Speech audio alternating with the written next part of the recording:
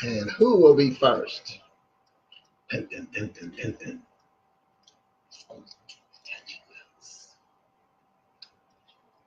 Hey, Haas, you're up first. What's happening, man?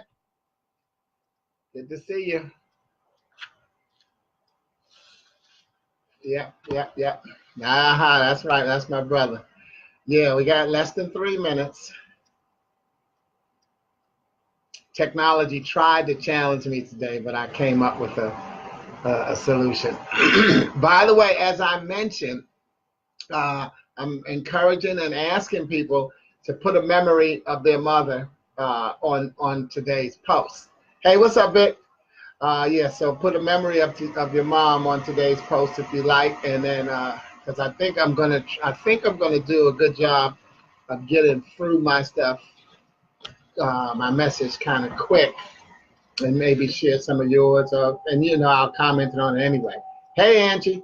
Yeah, we got less than 2 minutes, so if you want to put a memory about your mother in the comments, please do. Looking forward to it. What's up, guys? Okay. And in fact, if you want to put a memory about your mother, or you as a mother, or someone's mother, feel free to post that in the comments. We just want to build up a whole lot of love for mothers. We got less than 2 minutes to go before we start the live broadcast, but it's good to see y'all.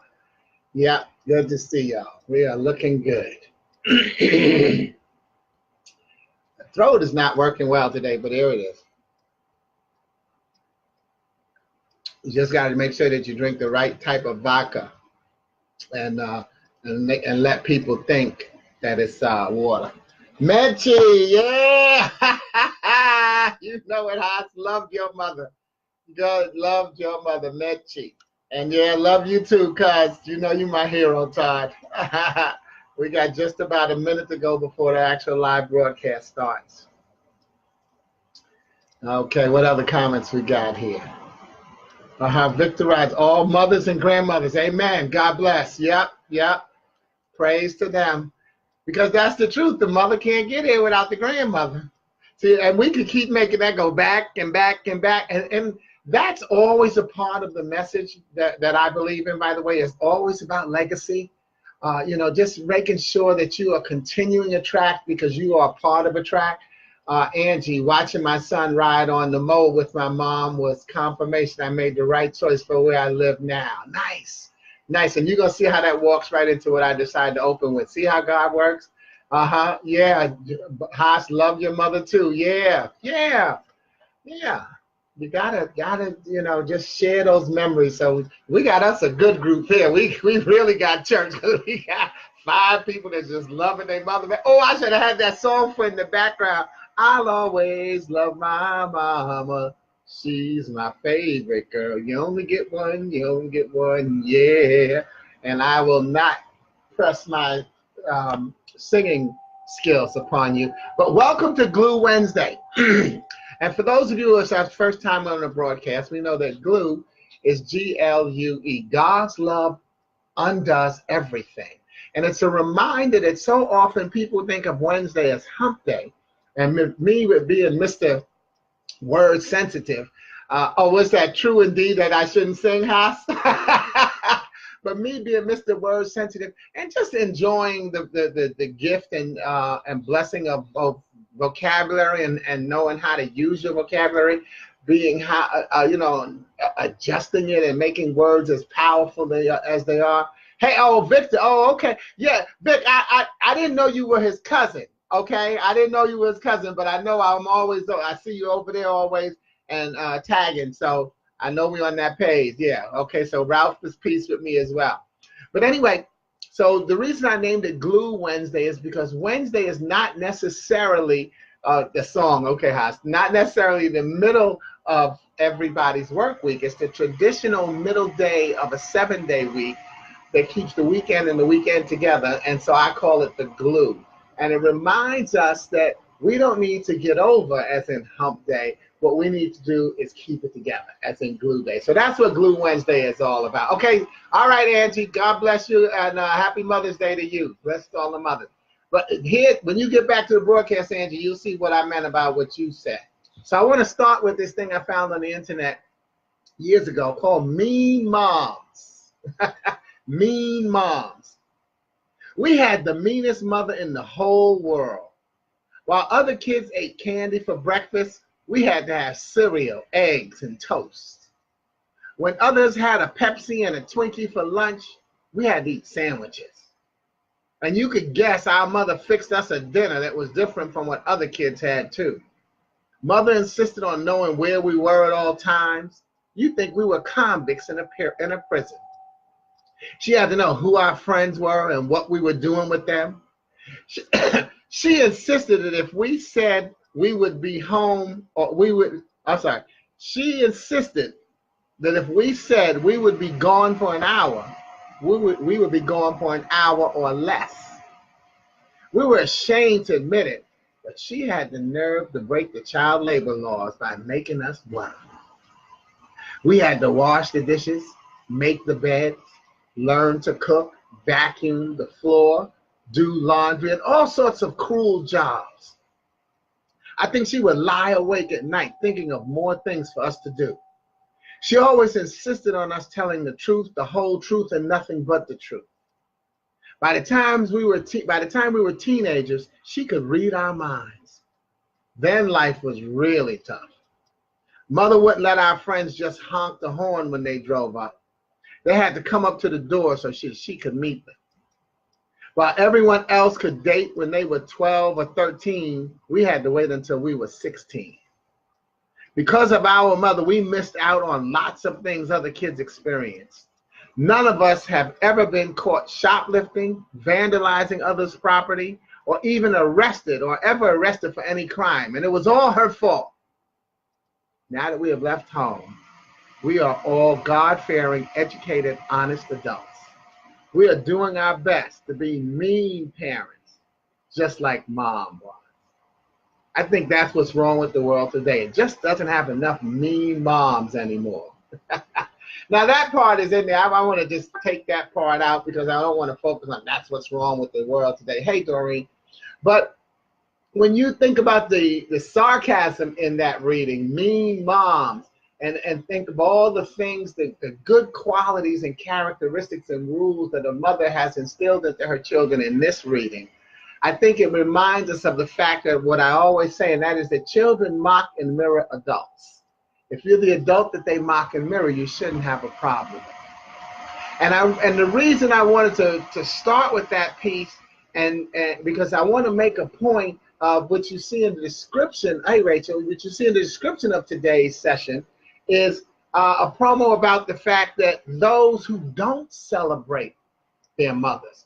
And the reason I chose to put that in, I know someone said, well, wow, that's kind of negative. Why would he put that in there? And I did put my reason is that I want everybody to, I don't want anybody to dislike Mother's Day just because they don't celebrate their mothers. Because see, we kind of take it for granted. You hear everybody tends to say, yeah, you know, family's everything. You know, your mother's everything. You know, we say all of those things.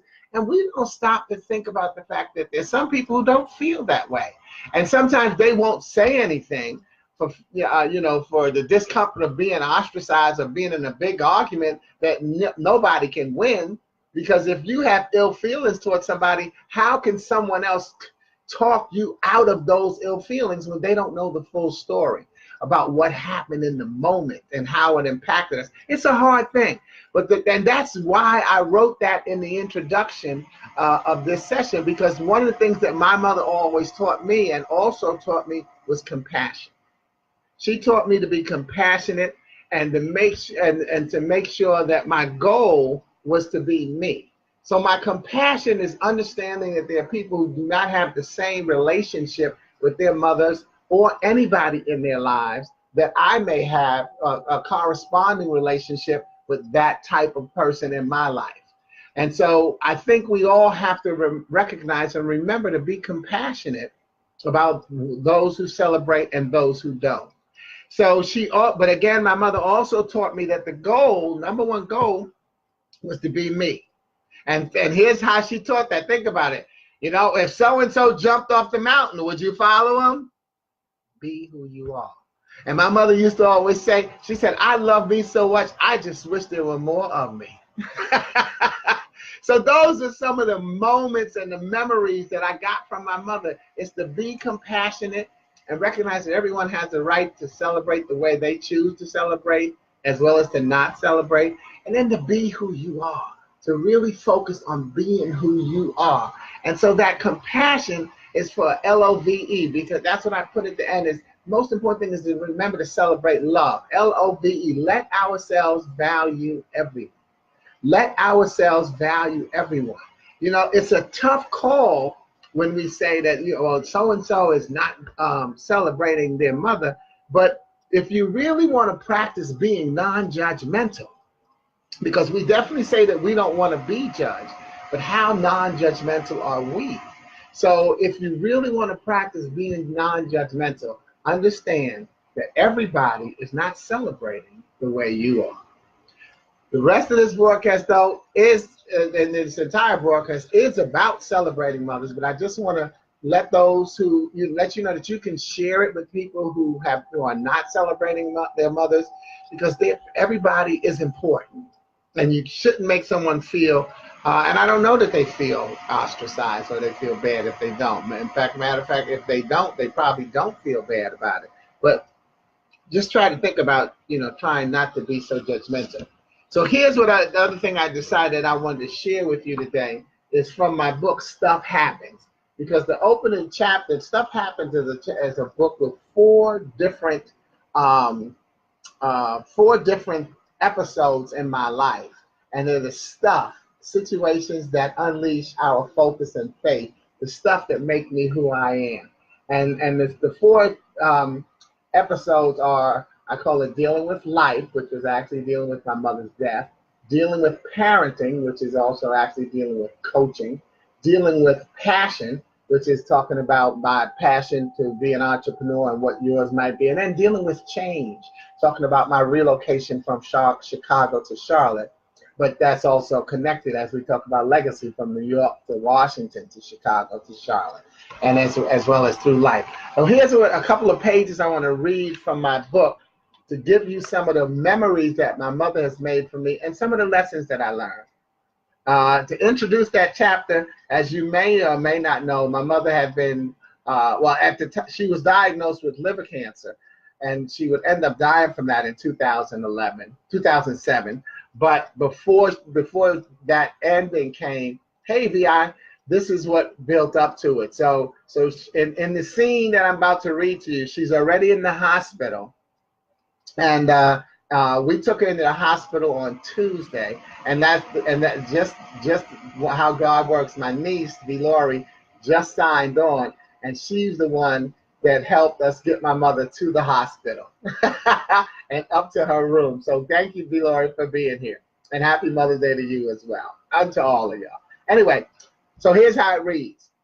By Wednesday, the hospital staff had gotten used to us and appreciated the personable patient Leah was showing herself to be, while we knew how badly she wanted to snap her finger and get out of the bed. I remember sitting in the room with her and completing my first ever newspaper crossword puzzle. Surely her brilliance was transferring to me.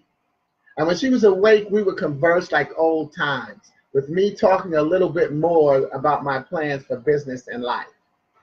I proudly shared how this was now my second time seeing her in the hospital, something none of my siblings could claim.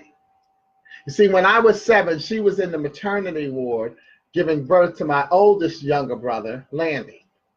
I had run into the wall playing at home, and Aunt Glory had taken me to the hospital to get stitches. Leah waved to me from the window. I was the first to ever see her in the hospital. Though I was born the second of 8 children, I was now the oldest, and the doctors turned to me first for questions, updates, and options. Meanwhile, my 2 youngest brothers, Travis and Hassan, were now the last to see Leah in the hospital and were somewhat stunned. They had never seen her needing to be helped. When Travis mentioned that to me, the split in our generations dawned on me. We are only 12 years apart, yet how different our experiences of being raised by the same source had been. I met my mother in her 20s, during a time where she was still very social while focused on her responsibility to raise 3 kids as a single parent. My father, Ricky, was a part of our life, but he no longer lived with us. He and Leah had been a strong couple, but eventually that was exactly why they couldn't stay together. They were too strong for one another. 2 chiefs, no Indians. However, they remained good friends, and I learned a lot about being a man from their friendship.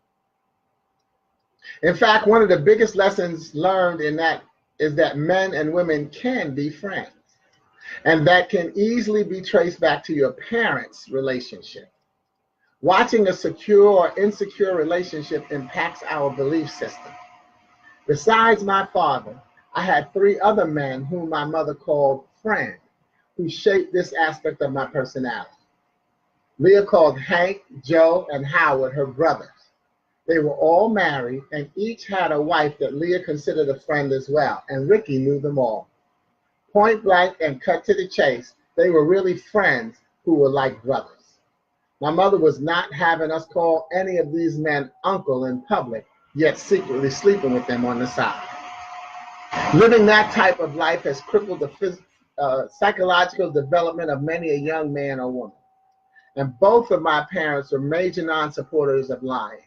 Ricky used to say, "You lie to those you fear, and you should fear no man." That's a tough one to live by, and I've told my share of lies. But it's a principle of manhood that I value and one I've embraced as a testament to my right to call myself a man. How do you define yourself? Sometimes we don't take enough time to do that. It's my firm belief that each of us must spend ample time putting our personal concerns as primary to living our lives and purpose in life. Focus, Focus. Finding ourselves creates unlimited success. Focus on you and let others come into focus. It doesn't eliminate other people. It makes it more clear who they represent in your life and how you should use one another. While my mother was in the hospital, as much as her health was my concern, I had to focus on my well-being, physically, emotionally, and spiritually. Because my role in my family was taking on new shape as the doctor presented options that shifted the responsibility in our parent-child relationship. I had to flash back to how comforting it had always been for me to see Leah's face, to be that comfort for her, as well as my sister and brothers during this opening stage of denial we were experiencing through her mortality. And I had to realize that my younger brothers had met her in her 30s, during a time where she was more settled and understood who she was. So you see how you put those all together, and the lessons and the memories I got from my mother, even though this was in her last phase, they sparked a lot of other memories that connected up to it. And I met her in her 20s, and my younger brothers met her in her 30s. A lot happens in 10 years. And so it's so important for us to recognize that everybody, again, is going to have a different definition of their relationship, whether it's with their mother or anybody in their lives. So we don't need to knock somebody for the relationship they have. What we need to do is celebrate the relationship that we have. And that doesn't make us better or worse than anybody else. And then as you can see, even as I talked about the lesson that I got from my mother, it connected to the lesson that I got from my father. It's that part where it says, remember I'm talking about children mock and mirror adults. Seeing a relationship, the relationship between your parents impacts who you become. Because then you decide either I'm going to be that way or I'm not going to be that way. And see, so don't be in denial about that. Sit down and think about your relationship with your parents at number one, and then think about your relationship with other people and see who you're patterning yourself after. Because like I said, there's nothing new under the sun. We're patterning ourselves after someone. You know, I always say, choose your messengers carefully and recognize that you are somebody's messenger as well, and you want to be chosen carefully. So make sure that your message is true and honest so that when someone needs your message, they will be able to prosper from it. In my speaking business, for instance, I've been in almost a quarter of a century, and I never make it my goal to reach everybody in the audience because I recognize that I may not be somebody's messenger. And I'm okay with the fact that I'm not everybody's messenger. Are you? See, I'm okay with the fact that I'm not everybody's messenger because what's important to me is that I deliver the truth. You may not need my message today. You may not need my message for another week or a month or a year. But when you decide, you know what, that thing that Sporty said, I think I want to try that. I want to incorporate that into my life. What's important to me and my spirit is that that thing that you remember was the truth. Because I may not be with you or ever hear from you again to know how it impacted you. So it is my job, and it is your job as a messenger, to be honest with people for when they decide to adhere to what you said or shared with them, so it can lead them hopefully down the right path, or at least down a good path that God has chosen for them, because everybody's path is ultimately right for who they are. We make the choices in our lives as adults to alter those paths, and sometimes we may see it as ourselves making a bad decision or a wrong turn, but then how do you go back and say God is good all the time if you consider yourself making wrong turns?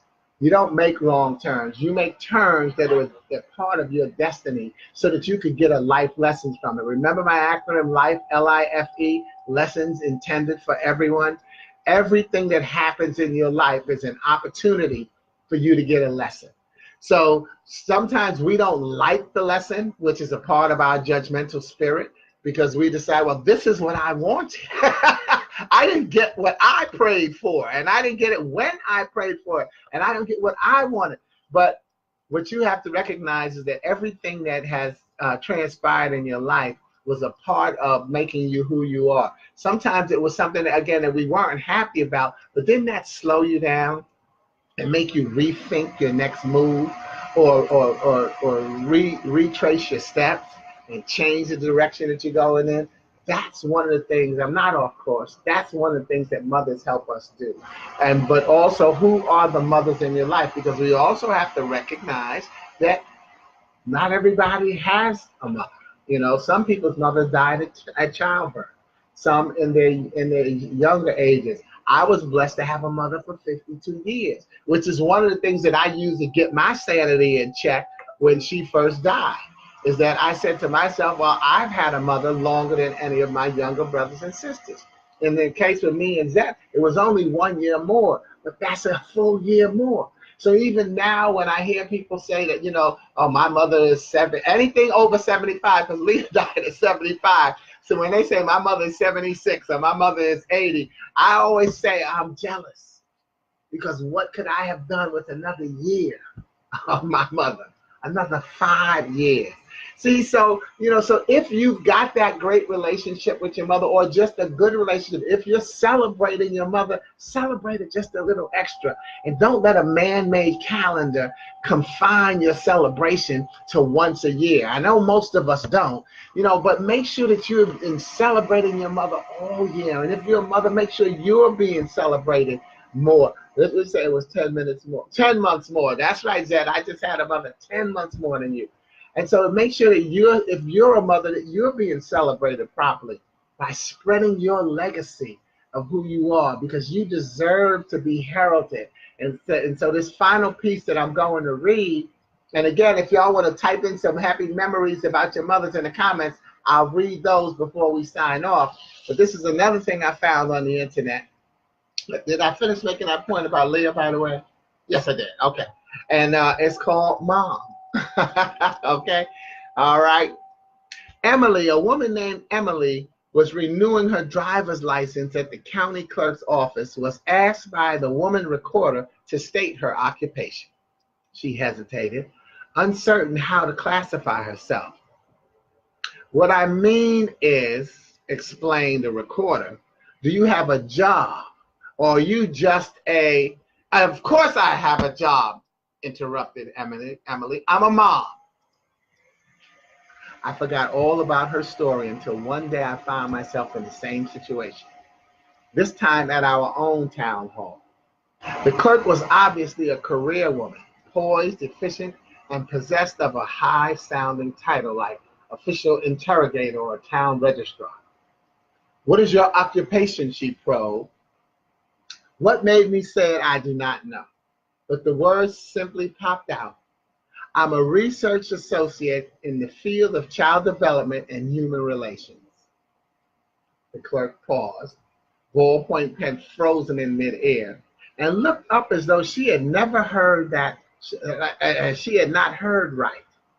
I repeated the title slowly.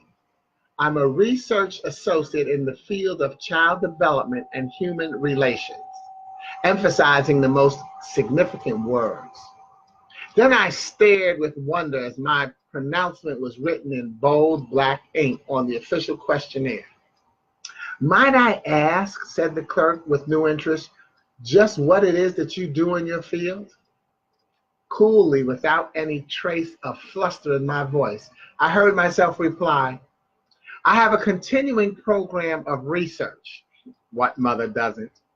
In the laboratory and in the field, normally I would say outdoors or indoors. I'm working for my master's, the whole darn family, and already have 4 credits, all daughters. When I lower my voice, by the way, that's what's in parentheses and she's saying to herself. And I already have 4 credits, all daughters. Of course, the job is one of the most demanding in humanities. Any mother care to disagree? And I often work 14 hours a day. 24 is more like it. But the job is more challenging than most run-of-the-mill careers, and the rewards are more of a satisfaction rather than money. There was an increasing note of respect in the clerk's voice as she completed the form, stood up, and personally ushered me to the door. As I drove into my driveway, buoyed up by my glamorous new career of being a mom, of being a research associate in the field of child development and human relations, I was greeted at the door by my lab assistants, age 13, 7, and 3.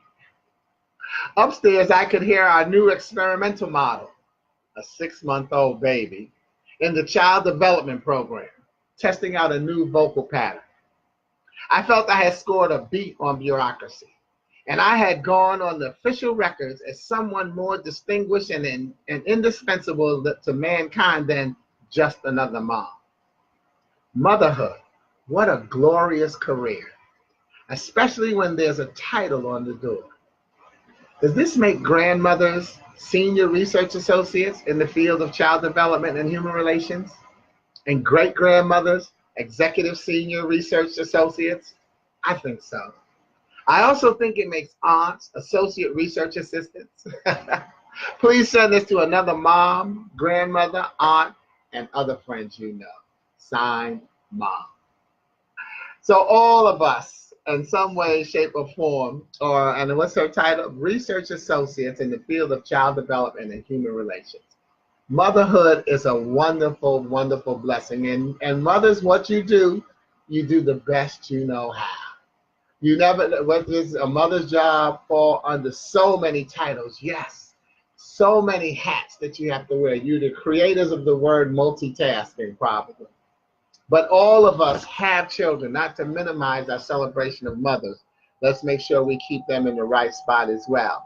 But think of all those things that you've done as a mother and the things that your mother did for you that we tend to take for granted as we're growing up because we think it's their job. But as we get older, now as you look at children who you feel are undisciplined by your judgment, recognize that that's a reflection of what's going on in their household with their mother or father, who may or may not be there. So again, that's why you don't want to be too judgmental. But recognize that, do your part. Make sure, your kids are acting right. Make sure you're being the mothers that they need, that can help them carry on a beautiful legacy so that the great-grandmothers can get their joy. I know Zette loves being a grandmother because, you know, it's just like that sign that used to say, when mom says no, ask grandma. And so grandmothers spoil their grandkids, and that's a beautiful thing. I, as an uncle, I know my part. I'm waiting for them to have Uncle's Day, but I make sure that I spoil my nieces and nephews well. But more importantly, I'm not so much worried about spoiling them as I continue to be sure that I'm guiding them properly and being the uncle that they need. So in these last 2 minutes, I'm going to just go down and give some shout outs and thanks to all of y'all who are on board today. I already hit my people up at the beginning. So I stopped at Rachel and Lori and Zette. And then, hey, Sherry, Fruity. Hey, Doreen. Happy Mother's Day to y'all. Joanne Crawford. Hey, Haas, there go Joanne, your dance partner. Happy Mother's Day. Ferd, you know it. Glad to have you there. Zette, there just 10 months. Ferd, you there again, and congratulations on what? Oh, you're getting ready to be a great grandfather. All right. Hey, Jeff. Flashback to Bolingbrook. Appreciate you. Love you. And B. Laurie, spoil them too much. You've been a great uncle. Oh, yeah. I spoiled. That's my niece. I will continue to spoil y'all since you insist. But it is, and so it is a blessing to me to be an uncle. But let's again remember, this day is certainly not going to wait till Sunday to celebrate Mother's Day. It'll be a day that we'll celebrate aside with that little extra umph. But as you saw on my meme that I posted this morning, it said, Happy Mother's Morning. HMM. Happy Mother's Morning, because aren't you always a mother? And you know what you can do? You can practice out in public. Say, Mommy, and see how many women turn around. It's a title, and it's a wonderful title, and it's such a blessing when you can wear that title well and share it. You know, pass on your legacy, mothers. You're doing a great job. Somebody is going to tell you that you're not, but you're doing a great job because you've got to follow your heart and do things for your kids the best you know how. Motherhood does not come with a rule book. Oh my God, I just thought of it. Stay there. Stay there.